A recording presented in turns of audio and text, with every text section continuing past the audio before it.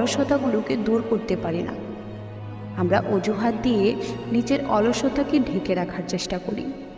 আমরা অন্যের দোষ খুঁজে নিজের দোষ আড়াল করার চেষ্টা করি।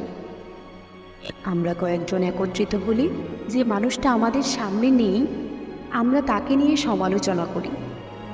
আমরা সবাই মিলে হয়তো সেই মানুষটার চরিত্র নিয়ে টানাটানি করি, নয়তো আমরা তার ভালো কাজগুলোকে ঢেকে রেখে সবাই মিলে তার ভুল খুঁজে বের করার চেষ্টা করি।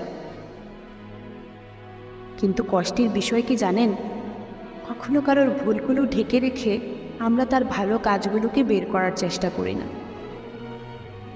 আর এরকমটা করতে করতে আমরা নিজেরাই নিজেদের চিন্তাভাবনাকে বিষাক্ত করে তুলি। একটা পর্যায়ে গিয়ে আমরা নিজেরাও নিজেদের নিয়ে ভালো চিন্তাভাবনা করতে পারি না, অন্য কেউ নয়। এভাবেই আমরা নিজেরাই নিজেদের ক্ষতি করি।